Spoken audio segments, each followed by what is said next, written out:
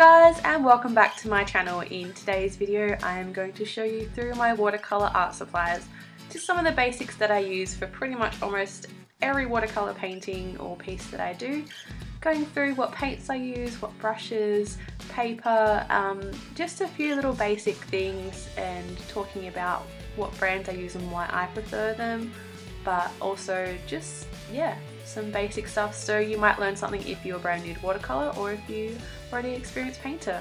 Alright, so let's get on with it.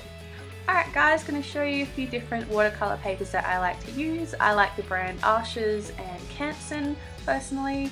I like to use a mixture of smooth or rough watercolor paper depending on what texture and finish I want.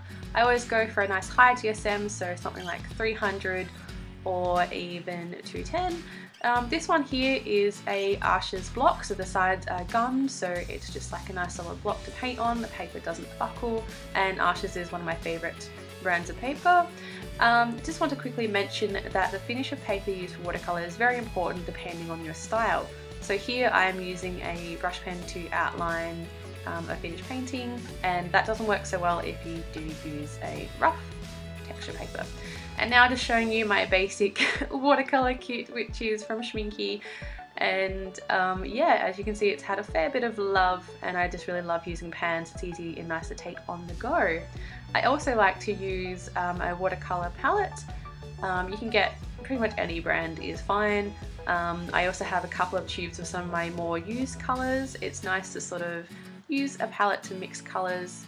I also like to use gouache in some of my pieces as well, especially white. I like to use that to outline and add highlights and details, as well as using white pencil.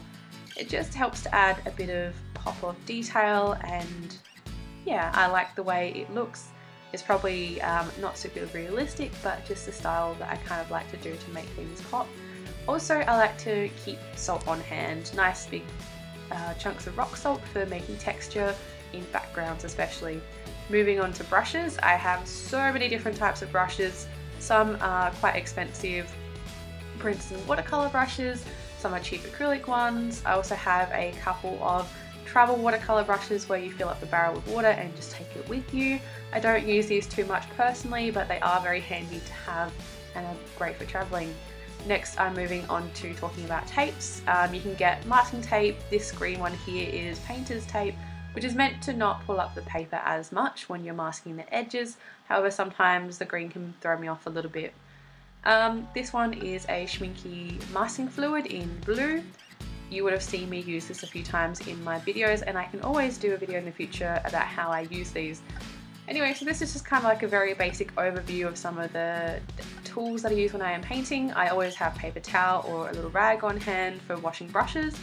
Always, always, always have at least 2 jars of water for when you are painting.